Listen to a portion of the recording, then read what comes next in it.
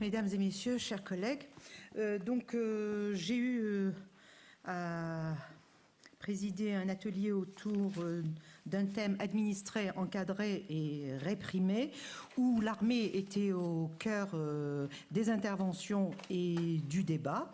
La première intervention était c'était un texte de Jacques Frémaux que j'ai lu et qui malheureusement est absent et qui portait sur l'Algérie coloniale, la constante militaire dans le pouvoir français. Donc cette constante militaire dans l'Algérie coloniale, Jacques Frémaux la souligne avec force. Au début de la conquête, bien entendu, où l'armée a été invitée a été amenée plutôt à jouer un rôle essentiel, et puis à nouveau, donc à partir au lendemain donc du 1er novembre 1954, où l'armée a été invitée à rétablir l'ordre et la sécurité en Algérie. Il insiste énormément sur les effectifs. Les effectifs mobilisés, et il fait un parallèle entre le temps de Bugeaud et le temps de la guerre d'indépendance, la guerre de libération entre 1954 et 1962. Donc d'énormes effectifs. Et il insiste secondement sur la répartition des responsabilités, ces responsabilités accrues sur le terrain, au détriment, surtout pendant la guerre d'indépendance, au détriment de l'autorité civile. Et donc l'autorité militaire va se trouver investie de l'ensemble des pouvoirs, ce qu'on appellera, bien entendu, les pouvoirs spéciaux. Donc c'est une note assez synthétique. J'allais dire que c'est un texte qu'il faut lire, qu'on peut lire, et on sent qu'à l'ombre de son ouvrage Les bureaux arabes. Donc une espèce de fascination pour le rôle de l'armée à la tête des bureaux arabes. Et puis bien entendu, quand il arrive au moment de la guerre, je dirais pas fascination, mais un rôle essentiel qu'il attribue aux SAS, ces fameuses sections administratives spécialisées. Il insiste beaucoup sur les aspects humanitaires, omet et occulte bien entendu les autres aspects qui sont parfaitement douloureux et qui, dans le souvenir des Algériens, ne sont pas du tout agréables à rappeler. Le deuxième texte est celui de Belkacem Racham, que nous connaissons parce qu'il a fait un travail sur les militaires nord-africains dans l'armée française. Donc, au-delà de l'engagement et du loyalisme, disons, des troupes nord-africaines et dont les Algériennes font partie, durant la Deuxième Guerre mondiale. Il a souligné avec force les inégalités et les discriminations vécues donc au sein de la troupe, mais pas simplement au sein de la troupe, également dans le personnel peut-être restreint que nous ne mesurons pas du tout aujourd'hui encore, c'est-à-dire le nombre de ceux qui avaient le rang d'officier ou de sous-officier. Au-delà des questions matérielles, c'est-à-dire l'absence de parité des soldes, donc de l'absence d'égalité dans le traitement, il y avait d'autres discriminations, dont la surveillance qui pesait énormément, donc ne serait-ce que sur la correspondance des troupes dites indigènes, donc de celles qui venaient de l'Afrique du Nord. Il a beaucoup insisté donc sur la promotion limitée et sur l'exclusion aussi de ces soldats venus d'Afrique du Nord, du maniement des armes techniques, style aviation, marine, transmission, etc., etc. Ceci dit, au-delà du loyalisme de ces troupes, il y a eu quelques mutineries revendiquant l'égalité des droits et des traitements. Et pour rappel, la mutinerie qui a eu lieu à Maison Carré El Harrach aujourd'hui, donc au début de l'année 1940 ou 41, je n'ai plus le souvenir. Enfin, Raphaël Branche a évoqué une singulière expérience qui a été tentée par l'armée française en pleine guerre d'Algérie pour essayer d'attirer de nouveaux pionniers qui sont issus des soldats du contingent. Et pour ce faire, l'armée française a mis a mis en place un comité armée jeunesse d'Algérie, le CAJA, donc une structure pour accueillir, conseiller les soldats candidats à s'installer en Algérie, avec bien entendu un certain nombre de mesures qui les incitent justement à choisir de s'installer en Algérie, des primes et autres avantages, style des crédits, avec des taux avantageux, etc., etc. Ceci dit, cette expérience n'a pas attiré quelques milliers de jeunes gens, donc démobilisés, qui ont choisi de rester en Algérie, mais qui, au final, s'est plutôt soldé par tout à fait un échec. Donc ces nouveaux colons d'un nouveau genre, en pleine guerre d'Algérie, imaginez... qu'on a imaginé pour essayer de compenser, dit-on, le départ de nombreux, ce qu'on appelle les FSE, c'est-à-dire les Français de souche européenne, les départs qui ont commencé en 1954 et qui se sont étalés pendant toute la guerre. Et cette expérience, donc, n'a pas du tout réussi.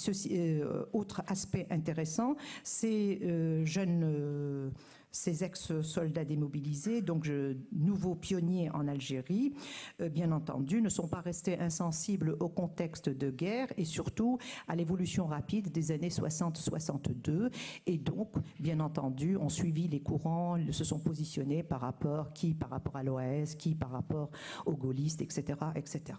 Donc voilà l'essentiel des communications que nous avons entendues ce matin, donc autour de cet atelier administré, encadré et réprimé.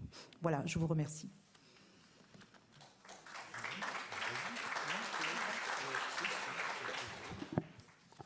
Pour ma part, j'ai eu l'honneur et le plaisir donc de coordonner l'atelier intitulé « Du beylik ottoman au pouvoir français ». Et nous avons eu là 4 communications extrêmement riches, denses, passionnantes, qui nous ont fait traverser plus de 2 siècles d'histoire, puisqu'on est arrivé à l'Algérie de 62, notamment avec la communication de Werner Ruf, qui posait la question de l'État en Algérie après 62. Donc Mohamed Harbey ce matin a parlé de domination et en disant qu'il fallait se remettre dans une perspective de longue durée, d'une histoire de longue durée, du passé long de l'Algérie, pour comprendre la colonisation et le fait colonial en Algérie. Je crois que c'est une idée extrêmement importante de revenir au passé le plus lointain, et en l'occurrence dans cet atelier au passé turc, à l'Algérie turque. Dans cette perspective, les communications de ce matin ont montré, qu'en dépit des ruptures dont on a parlé dans les débats, l'effet de continuité historique du point de vue des conséquences de la domination, aussi bien turque que coloniale. S'agissant de la domination turque, il faut relativiser, et d'ailleurs André Nouchi a parlé, de donner l'exemple par exemple du Bey Ahmed qui est resté 10 ans à résister à l'invasion coloniale, à l'invasion française, puisqu'il a eu le soutien des populations locales pendant 10 ans. Donc Fatma Zahra Guechi, qui a été la première intervenante, a montré comment s'est faite la transition du beylik à la province coloniale. Après avoir fait un bref rappel historique de l'organisation du beylik, elle a essayé de montrer comment l'occupation coloniale a bouleversé l'ordre établi et comment deux modèles de colonisation se sont affrontés. On a parlé de période de tâtonnement, mais en fait, comment 2 modèles de colonisation se sont affrontés entre administration directe et administration indirecte. Elle a mis l'accent, justement, du point de vue de ces continuités, sur la logique de la colonisation qui a consisté à assimiler les institutions locales et du même coup elle les a fossilisées en les instrumentalisant et en les assimilant.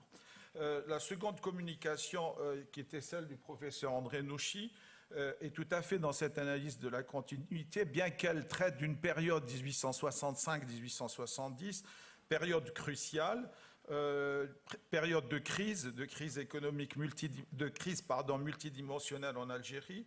Et l'analyse détaillée d'André Nouchia consistait à montrer quelles étaient les logiques du développement du capitalisme colonial et à essayer de l'appréhender à la fois à travers la mise en place de ces catégories économiques de l'économie moderne, de ces dispositifs, des lois, de ces institutions. Et notamment, il a mis l'accent sur la loi de 1863, enfin le Senatus Consul de 1863, et en montrant effectivement aussi dans le débat après le lien qu'avait ce Senatus Consul, qui avait déjà commencé à déstructurer la propriété collective, la propriété arche, avec la loi Varnier de 1873. Il a montré l'effet dévastateur des lois coloniales sur la société locale, la dislocation de la société locale et ses conséquences, famine, disons, quasi-disparition. Je mesure, puisqu'il a donné des statistiques, 1/5 de morts pendant la période. Donc, cette période est assez cruciale du point de vue donc, de la marginalisation de ce qu'on appelait la société indigène.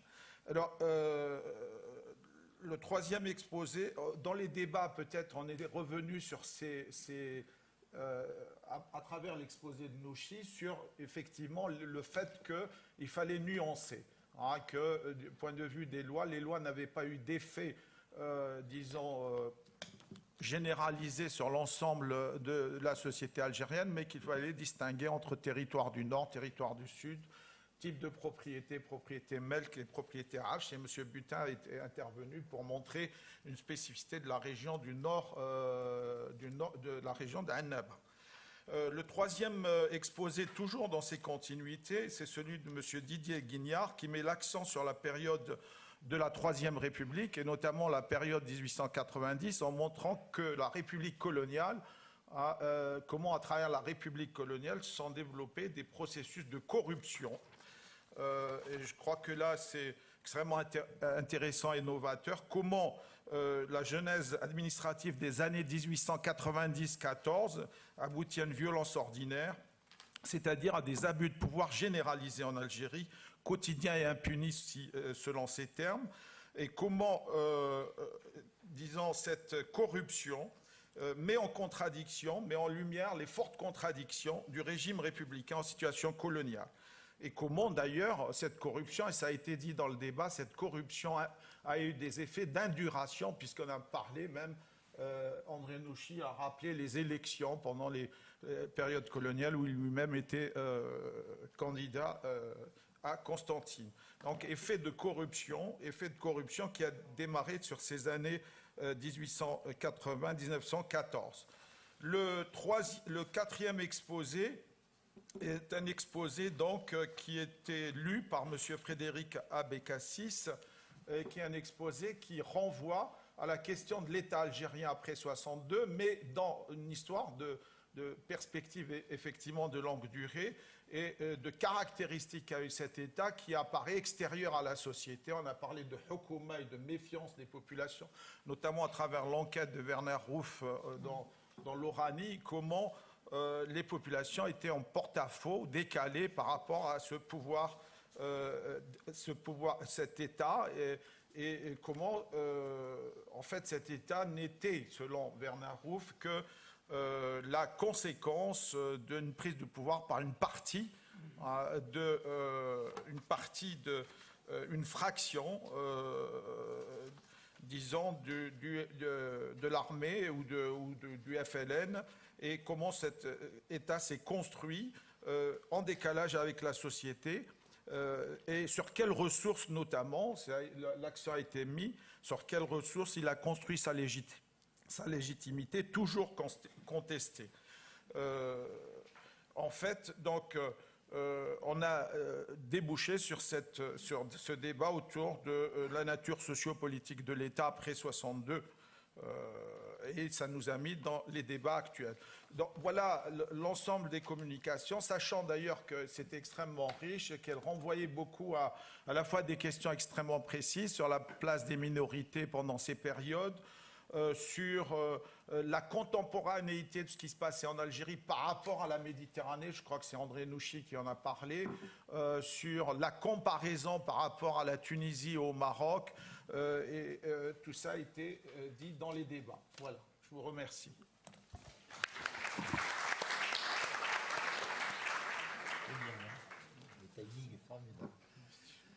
Je vous présente les communications qui sont intervenues tout à l'heure à la session thématique pouvoir d'État et État. La première, c'est celle de Fanny Colonna et de Christelle Tarot, qui nous a montré comment des lois françaises, qu'il s'agisse du décret Crémieux, du Code de l'indigénat, de la loi de 1889 sur la naturalisation, avaient apparemment produit un bloc européen, mais apparemment seulement. Et ce bloc n'a jamais existé que produit par le projet et le système colonial et par le fait que ce bloc a existé face à la minorité globalement dominée. Il n'y a en réalité jamais eu parmi les Européens une seule communauté, mais, je cite, une mosaïque querelleuse et sans règles. Témoigne de la faiblesse des analyses, la faiblesse de la littérature, nous dit Fanny Colonna, sur un fond d'ignorance, et aussi la faiblesse de la sociologie dont elle a parlé à propos notamment de Bourdieu.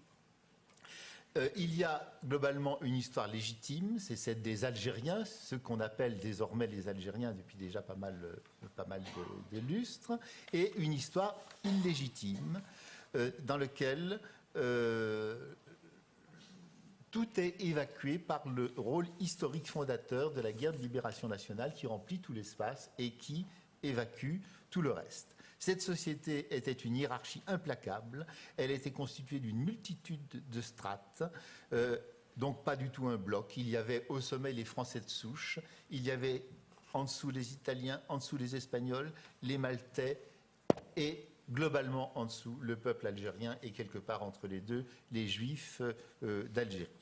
La question qu'a composé les deux intervenantes était pourquoi ce bloc n'a pas rejoint ses infériorités de fait avec le peuple algérien. Simplement, elles ont été solidarisées par le système colonial, même si ces Européens n'ont jamais foncièrement voulu et toujours voulu devenir français. Des indices importants existent de la volonté de rester italien, maltais, plus encore peut-être espagnol.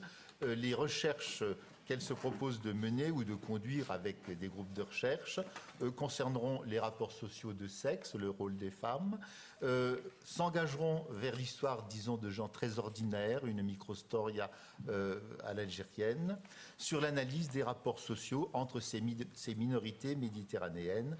Bref, vaste programme. En tout cas, nous avons beaucoup appris et ça a fait l'objet d'un certain nombre de questions sur la dénomination coloniale des Algériens et sur le devenir des communistes et des Juifs d'Algérie, dont certains ont rejoint l'OAS en 1961-1962. On a posé la question pourquoi parle-t-on des Juifs d'Algérie alors qu'on ne parle jamais des Juifs du Maroc et des Juifs de Tunisie, mais des Juifs marocains et des Juifs tunisiens. Il y a eu différentes remarques invitant à la prudence de la conceptualisation. Bref, un exposé qui a beaucoup fait parler et réfléchir. Il y a eu ensuite un exposé de Ammar Mohamed Ammar sur le FLN à l'été 62, le pourquoi d'une crise. Ammar nous a montré le FLN avec toute la difficulté qui a été la sienne de construire un parti avec l'échec de Abban jacobin qui est éliminé politiquement dans l'été 1957 et qui est éliminé physiquement le 27 décembre 1957. Pourquoi finalement l'échec de la Soumam? Il a montré quelles avaient été les limites politiques des chefs maquisards, ceux qu'on dénomme sous la dénomination vulgaire de 3B, Belkacem Karim, Lakhdar Ben Tobbal et Abdelhafid Boussouf. Et il a montré que ces 3B eux-mêmes, dans la constitution d'un système de pouvoir, d'appareil de pouvoir militaire, s'étaient eux-mêmes fait dépasser à l'issue du CNRA de Tripoli, fin 59, début 60, par l'état-major général, qui a de plus en plus et très rapidement été constitué un contre-pouvoir au gouvernement provisoire de la République algérienne, si bien qu'on peut dire que dès août 1961, après le deuxième CNRA de Tripoli, le GPRA numéro 3, dirigé par Ben Youssef Makhedda, est en quelque sorte, je cite, un gouvernement en sursis. Et c'est grâce au retour triomphant de Ahmed Ben Bella que, en juillet 1962, finalement, le politique est disqualifié, que se produit l'implosion du FLN historique et que se constitue la mise en place du système de pouvoir de l'Algérie contemporaine. Là, quelques questions ont été posées, notamment une question de Fanny Colonna, pas vraiment perfide, mais quand même un tout petit peu. Il a demandé où était Aban Ramdan lorsque la lutte de libération a été déclenchée. Et tout le monde savait que, c'est évidemment ce qu'a répondu Ammar, qu'il était en prison. Reste entière la question de savoir si Aban avait vraiment en projet le déclenchement de la lutte armée. Moi, je pense que oui, mais il n'a pas été sûr de la réponse. Et moi, j'ai posé une autre question. Pourquoi ce dénouement, en définitive? Pourquoi cette impossibilité de cette Algérie jacobine incarnée par Aban? Pourquoi l'échec d'une conception constitutionnelle de l'État représentée par Ben Youssef Makhedda? Bref, pourquoi le rapport de force a-t-il tourné ainsi? Mais il n'y a pas eu vraiment de réponse, parce que je crois qu'il n'y a pas de réponse à avoir, sauf à intensifier les travaux d'histoire. Enfin, l'exposé de Tahar Khalfoun, qui est juriste, nous a parlé du devenir de la domanialité publique en Algérie de l'époque coloniale et même de l'époque antécoloniale, jusqu'à nos jours. Il a montré qu'à la veille de 1830, il y avait, concernant la domanialité, tout un enchevêtrement qui était dû aux différents statuts existants, les biens melk, les biens arch, les biens waqf, les biens behlik, les biens marzen. Il y avait bien ce qui pouvait porter l'anticipation d'une future domanialité, notamment par ce qu'il a appelé le mulki al-amma, comment on peut dire, la propriété du bien public, quelque chose comme ça. Il a montré ensuite que la théorie juridique du domaine a été créée en Algérie par la loi de 1851 sur la propriété foncière en Algérie, et cette loi, assez curieusement, est restée longtemps éloignée du droit positif métropolitain. Il s'est agi purement et simplement, dans le procédé de la domanialisation des biens, d'une annexion pure et simple par l'État. Et cette théorie juridique a été appliquée en Algérie avant de l'avoir été en France, et même dans les colonies avant de l'avoir été en France, et qu'elle l'a été au fin de l'implantation coloniale. Et elle ne l'a pas été en France, au moins à ce moment, pour la raison suivante, c'est que son application en Algérie est apparue aux observateurs français si abusive, si scandaleuse, qu'elle a suscité des réticences et des craintes terribles pour son application au domaine français. La conception dualiste, domaine public, domaine privé, en Algérie, a été pratiquement reconduite au moment de l'indépendance en 1962, si ce n'est que l'extension de la domanialité publique à des biens extrêmement divers a été réalisée. Par exemple, des habous du domaine ont été rattachés au domaine public. Sont venus se surajouter des éléments de conception socialiste, et on a assisté à ce que Tahar a appelé une espèce de juxtaposition et non pas à une harmonie, avec parfois même des contradictions entre des éléments du système différents. Après 1984, et j'en termine, la conception dualiste a été officiellement abandonnée, et il y a eu création de 5 catégories, théoriques du moins, juridiques, mais a subsisté dans les faits la pluralité des régimes juridiques, la domanialité ayant été réhabilitée en 1990, mais désormais la dualité de fait existe, car il y a la réhabilitation. Derrière cette réhabilitation de la dualité, il y a toute la volonté maintenant de faire réintégrer par la société, de privatiser toute une série de choses qui auparavant relevaient du domaine public. Il y a eu quelques questions qui ont été posées, notamment sur le rachat éventuel par des Européens d'Algérie de biens en Algérie. On a posé la question de savoir ce qu'en disait le droit algérien. Et la réponse qui a surpris peut-être un peu l'assistance, c'est que c'était extrêmement difficile d'en avoir une lecture juridique, dans la mesure où les accords d'Évian n'ont jamais été inscrits dans aucun texte législatif algérien. C'est-à-dire qu'ils ne sont pas illégaux, ils sont allégaux. Ils n'existent pas en droit algérien. Moi, j'ai appris quelque chose aujourd'hui que je ne connaissais pas. Voilà, je crois que c'est à peu près tout ce qui s'est dit.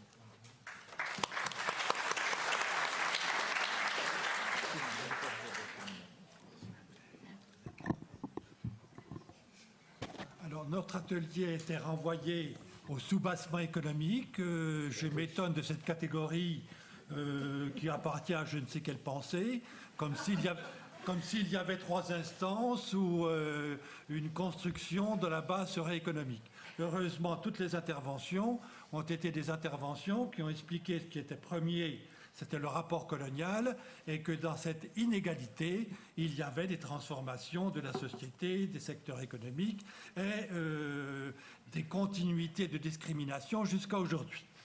Alors, deux premières exposés, c'était l'exposé d'Hubert Bonin, qui est l'auteur d'une thèse qui vient d'être publiée, Histoire du crédit foncier d'Algérie et de Tunisie, 1880-1997. Je cite le travail parce que vous voyez que le compartimentage entre l'Algérie et la Tunisie n'était pas encore réalisé. Nous étions sous le règne de ce qui s'appelait la Banque d'Algérie et de Tunisie. Et que l'histoire algérienne coloniale, c'est aussi progressivement un enfermement dans le cadre administratif qui va devenir le cadre de l'État algérien. Alors, ce Hubert Bonin présente son exposé comme un exercice d'histoire contrefactuelle. C'est-à-dire, qu'est-ce qui se serait produit si on n'avait pas l'unique aboutissement que nous constatons. On peut toujours dire que c'est un raisonnement par l'absurde, mais ça permet peut-être de poser des questions. Et dans cette histoire contrefactuelle, l'idée clé ou l'idée générale, c'est la question suivante. Pourquoi, avant la colonisation, pendant la période coloniale et jusqu'à aujourd'hui, en Algérie, il n'y a pas, ou il y a dans un état de faiblesse, pour ne pas brutaliser les choses, il n'y a pas d'économie de marché algérienne. Pourquoi il y a cette faiblesse à travers les périodes historiques de l'éventuelle mise en place d'une économie de marché à travers l'histoire donc de l'Algérie colonisée, mais déjà avant. Parce que dans un premier temps, Hubert Bonin se pose la question du retard. Est-ce qu'il y avait retard avant, un retard proto-colonial? Donc, est-ce qu'on retrouve des équivalents de proto-commerce, comme l'on dit maintenant, ou de proto-industrie, comme l'on dit maintenant, en ne visant en général que de l'artisanat?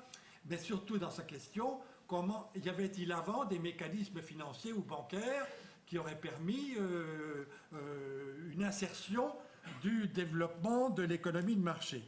Alors, si je puis dire, la question n'a pas été approfondie parce qu'on en est un petit peu resté à comment l'esprit capitaliste vient aux filles, quoi. C'est une forme dérisoire de Weber, quoi. Donc, comment l'esprit capitaliste n'était-il pas entré dans les esprits de la société algérienne précoloniale? Bon, continuons sur cette question, mais vous voyez, ce qui me trouble, c'est cette espèce de déplacement de l'analyse des contradictions ou des rapports inégaux vers une interrogation qui prend un tour psychologisant ou idéologisant, en dire c'est les mentalités, donc on va retrouver des textes coloniaux disant les Arabes ceci, l'islam ceci, etc. Vous voyez le risque de dérive qui est contenu à travers ce point. Deuxième, parce que je donne mon opinion en même temps. Ce n'est pas la peine que je le dise, tout le monde le sait. Deuxième point très important, celui-là. Pourquoi, dans la période coloniale, ne s'est-il pas constitué une classe marchande ou une classe d'opérateurs monétaires et d'opérateurs financiers algérienne?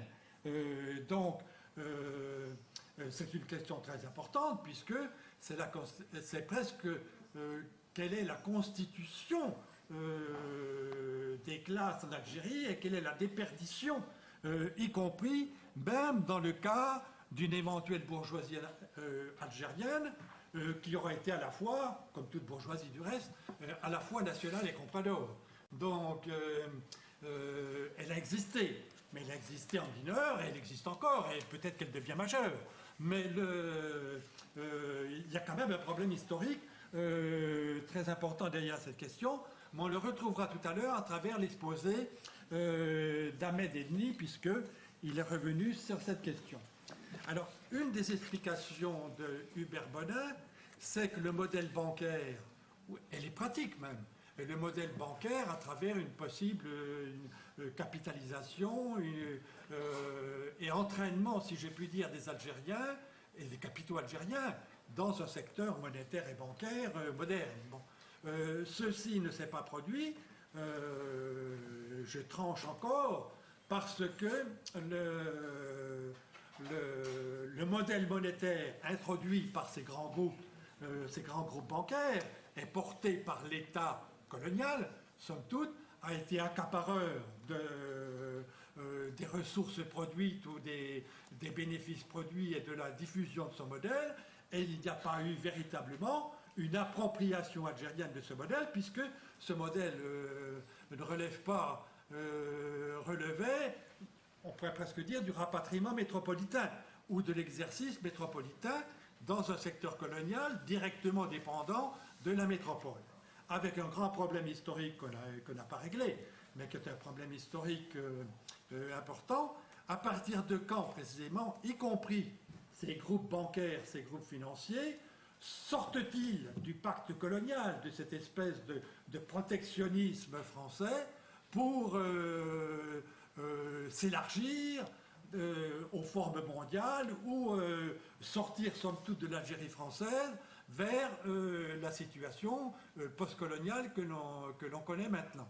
Cette question est posée très fermement aujourd'hui et du reste rejoint d'autres exposés. Le deuxième intervenant, donc Ahmed Edni, sa contribution a pour titre « Le système fiscal colonial et la dynamique d'identification communautariste en Algérie entre 1830 et 1918 ». Alors, Ahmed Edni expose avec des tableaux, il a même fait des graphiques à partir de ces tableaux, les répartitions, expose en quelque sorte le développement de l'imposition, du prélèvement fiscal sur les Algériens, puisque jusqu'en 1914, les colons au sens propre du mot, le colon agricole, ne payait pas un gramme d'impôt en matière de prélèvement fiscal relevant de la fiscalité agricole, si j'ai pu dire. Donc, cette question couvre bien sûr l'inégalité dans le prélèvement fiscal qui était outrancière avant 1914. Alors, c'est très important, cette introduction du prélèvement fiscal, on pourrait presque dire de la dislocation, de la paupérisation de la société algérienne par le moyen du prélèvement, parce que c'est un prélèvement colonial de l'État colonial, somme toute. Et ce prélèvement a une très grande importance précisément dans la dislocation de la société algérienne, alors que jusqu'à aujourd'hui, presque 90% des travaux ne s'intéressent qu'à la propriété terrienne qui a été confisquée, appropriée, etc. Et on sous-estime, il y a déjà eu des travaux, et c'est une voie à continuer, on sous-estime en quelque sorte la voie, disons, étatique française de la paupérisation, même si c'est par relais colonial, de la paupérisation de la société algérienne par les impôts.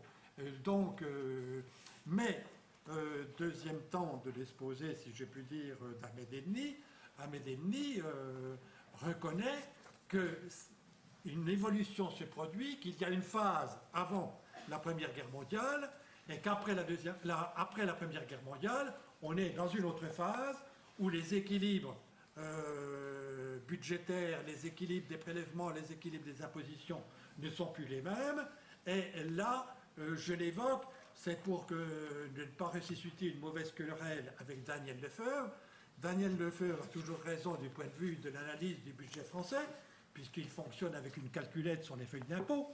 Donc, il a raison du point de vue de la part du budget métropolitain qui comble, si je puis dire, les déficiences du budget de l'Algérie, mais ça ne change rien absolument au rapport colonial.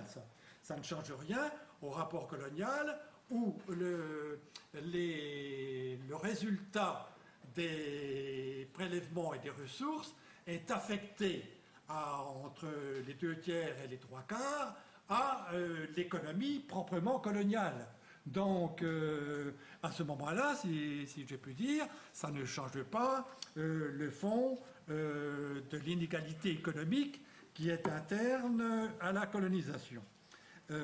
Ce problème-là, une seconde de publicité, je l'ai évoqué dans un article où je profite de faire un grand compte-rendu de la thèse d'Armut El-Sennan, ce qui malheureusement n'était pas avec nous, et qui vient de paraître il y a 8 jours dans l'annuaire de l'Afrique du Nord qui existe encore et qui s'appelle 1964. Donc vous pouvez vous reporter à ce texte où je discute ces histoires de la thèse de Lefebvre et de l'interprétation générale sur les rapports inégaux que présente Armut El-Sennan, en montrant que la colonisation aboutissait à être remplacée par une introduction des grandes sociétés dans le capitalisme internationalisé.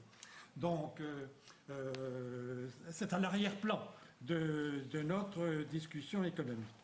Le dernier point, si je puis dire, pas le dernier point, mais un des points très importants, 2 points qui sont liés. Ahmed Enni tente de répondre à la question pourquoi pas de bourgeoisie marchande algérienne ou pas de classe porteuse du mouvement national. Et sa réponse, je la simplifie si je puis dire, la paupérisation produite par l'État colonial français, cette paupérisation d'abord disqualifie les notabilités de la société algérienne. Les disqualifie lentement, ou les disqualifie par leur collaboration, puis les disqualifie sauf exception. Bon, mais il y a quand même une mise en dehors des possibilités du mouvement national, des chances du mouvement national, de ces notabilités, puisqu'elles ont été trop collaboratrices. C'est elles qui prélevaient, c'est elles qui opéraient le prélèvement, hein, puisque c'était les intermédiaires à qui on affirmait en quelque sorte le prélèvement sur la société algérienne. Et la deuxième raison, c'est que la possibilité de constituer une classe moyenne algérienne ou une classe marchande algérienne a été limitée précisément par la force, l'intensité de cette dislocation de la société algérienne, à la fois par la paupérisation des terres et à la fois par la paupérisation fiscale. Donc il y a des relais difficiles à travers la constitution de ce qui serait un corps moyen de bourgeoisie algérienne. Et la conséquence, c'est la part plus grande et même majeure prise par les paupérisés, c'est-à-dire parce que Ahmed Enni appelle la sous-prolétarisation, et ce qui se traduit par la part plébéienne majeure dans le mouvement national. Là, on rejoint les thèses de l'histoire politique, mais cette explication est quand même très importante si l'on fait des comparaisons avec les voisins ou avec d'autres parts de l'histoire coloniale, comme Hubert Bonin avait évoqué la comparaison avec l'Égypte. On a là un domaine d'histoire comparative où les rapports de classe et les aboutissements de l'État indépendant ne sont pas les mêmes à travers cette différence d'intensité, si je puis dire, de la question coloniale. Alors, gros problème évoqué par les adjectifs et les noms qu'emploie Ahmed Enni, c'est que l'économie a été, en quelque sorte, a abouti à une ethnicisation économique et une ethnicisation des catégories de représentation.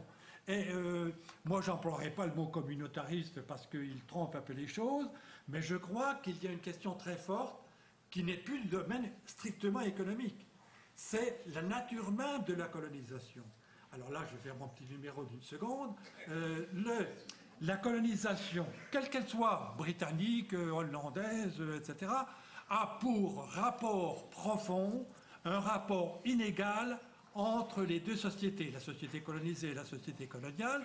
Et ce rapport est fondé sur l'interdiction, je force les termes, l'interdiction de la société colonisée d'évoluer vers une société civile et politique.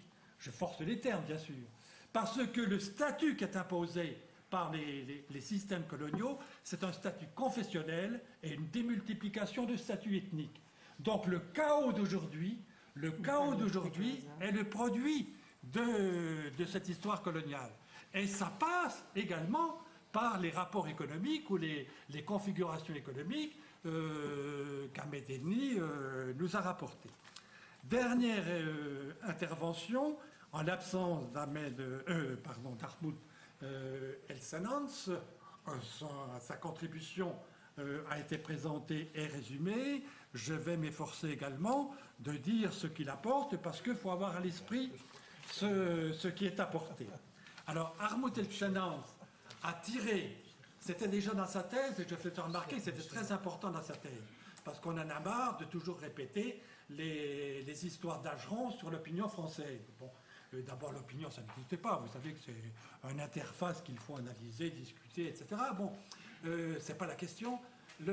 Ahmoud El-Senans a trouvé, dans les sondages des instituts qui n'ont pas été publiés, de l'Institut français d'opinion publique, a trouvé un sondage qui est au 30 août 1957 et qui donne l'opinion française suivant les catégories sociales et suivant les partis politiques. Alors, résultat brut par rapport aux partis politiques, la SFIO à 76% est attachée à la continuité de la présence de la France en Algérie. Plus de 76%. Le MRP, 74%. Comme je dis, il y a peut-être un petit scrupule religieux. Les radicaux et les républicains de gauche à 78,9%. Ça fait allusion à la Troisième République nationale républicaine coloniale. Ils sont coloniaux jusqu'au bout. Les paysans indépendants se demandent ce que ça peut être, mais politiquement c'est quelque chose. À 79,6%, l'Algérie c'est la terre de France. Hein. Et les gaullistes à 77,6%. Donc à 2% près, c'est la même chose. Seuls les communistes, les gauchistes ne sont pas dans les sondages, ils sont trop petits. Hein.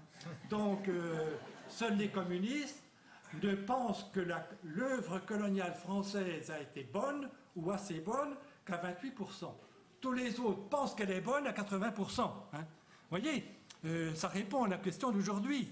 L'opinion française à 80%, à près de 80%, pensait que la colonisation était bonne. Bon. Sauf ces infâmes communistes qui participaient à des activités françaises et qui, du reste, étaient débordés dans leurs activités françaises par l'extrême gauche. Je caricature pas, hein. Ce sont les résultats des chiffres. Alors, deuxième temps, mais je ne reviens pas dans le détail, deuxième temps, c'est le moment intermédiaire. Quand après le discours sur l'autodétermination du général de Gaulle, les solutions intermédiaires émergent. À ce moment-là, il y a rétablir l'ordre un tiers, faire des réformes et les faire aboutir un tiers, et ne savent rien un tiers. Bon. Mais l'évolution d'une Algérie en dehors de la propriété française devient pensable. Pour un tiers des Français seulement, mais devient pensable. Et le dernier temps, bien sûr, c'est la réalisation à reculons de l'indépendance par le général de Gaulle, après une guerre qui a été plus massive, plus tragique, plus destructrice, et qui a duré plus longtemps sous la Ve République que sous la 4e. Ça veut dire que les obstacles les obstacles que De Gaulle avait à surmonter, pas les obstacles historiques. Tout le monde savait, De Gaulle lui-même, que l'Algérie finirait par être indépendante. Il avait une pensée d'histoire pour penser que le terme était inévitable. Mais c'est pas ça le problème, c'est pas une pensée rationnelle d'historien. Le problème, c'est pourquoi il a fallu vaincre ces obstacles. Alors les deux obstacles qui s'avèrent les plus forts et qui sont évidents au 13 mai 1958, c'est la collusion de l'armée, enfin de l'armée dans son activisme, hein, et la collusion des activismes qui représentent l'Algérie française et que nous appelons bêtement pieds noirs. Bon. Et cette collusion, il a fallu la démonter. Alors De Gaulle a opéré une reconversion de l'armée dans son angle de tir, c'est-à-dire vers l'Europe et vers l'arme nucléaire, qui n'a pas besoin d'être une grande arme nucléaire. L'essentiel, c'est qu'elle soit française, hein, qu'elle soit tricolore. Bon. Et ensuite, et après, ça sera un discours tiers-mondiste qui redonnera un rôle à la France. La reconversion vis-à-vis des Algériens a été douloureuse, mais c'est là que le principe de réalité joue. C'est là que l'on découvre que l'avantage ou la rentabilité de la colonie algérienne est très faible et que ça n'a aucune raison d'aller en péril. Alors, il y a eu un point de discussion, il y a eu deux points de discussion intéressants. Un point de discussion sur quelle place joue le pétrole et le Sahara. Je pense qu'Armout sous-estime cette importance parce que c'est ce qui a fait les discussions finales pour les accords d'Évian et c'est ce qui a fait l'avenir de l'Algérie d'aujourd'hui. Bon. Donc là, c'est quelque chose qu'il ne faut peut-être pas sous-estimer, y compris dans l'évolution de ce que j'appelle le capitalisme français d'État, c'est-à-dire l'articulation entre les sociétés publiques et les sociétés privées, et qui est très importante dans le domaine pétrolier. Là, on a un problème qu'il ne faut pas traiter à la légère, parce que, évidemment, ça ne figure pas dans les sondages d'opinion. Deuxième objection, élément de discussion très intéressant qui a été soulevé par Jean-Pierre Gonon, c'est que tous ces sondages, Jean-Pierre Gonon, tous ces sondages nous donnent l'opinion en métropole. Et en réalité, on ne sait pas grand-chose sur l'opinion des Français d'Algérie. Et l'opinion des Français d'Algérie, il faudra aller la pêcher au niveau des élections, des conseils généraux, des bagarres départementales ou centrales, alors qu'il n'y a pas d'autres instruments. Et peut-être que ça nous révélerait que l'activisme Algérie française, ou l'activisme même des militaires, est quelque chose qui dissimule en réalité les changements qui ont pu s'opérer à l'intérieur des Européens, de l'opinion des Européens d'Algérie. Conclusion de la conclusion, le malheur de tout cela, c'est que tous les historiens que j'ai entendus disent toujours la France et ils disent toujours l'Algérie.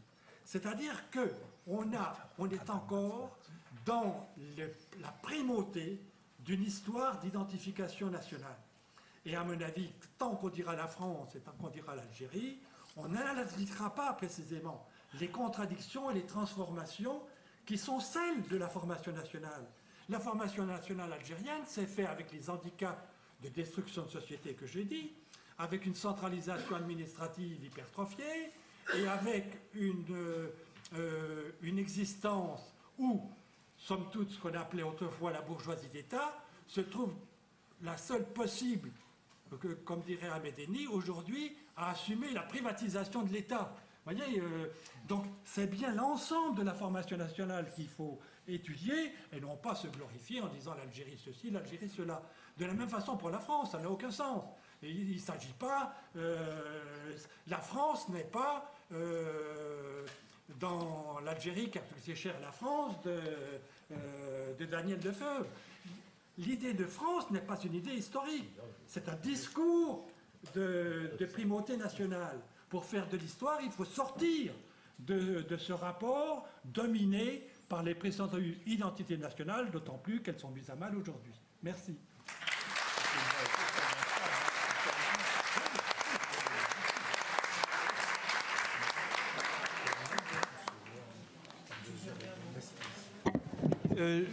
Un mot pour terminer, les séances plénières ne sont pas des lieux de discussion. En revanche, les sessions thématiques le sont et la discussion peut y être prolongée sur les forums qui sont mis en ligne depuis ce matin concernant chacune des sessions thématiques. Donc si vous avez des questions rentrées ou des interventions que vous n'avez pas pu faire, vous êtes invité à les faire sur ces forums de discussion. Non, non, faut y aller.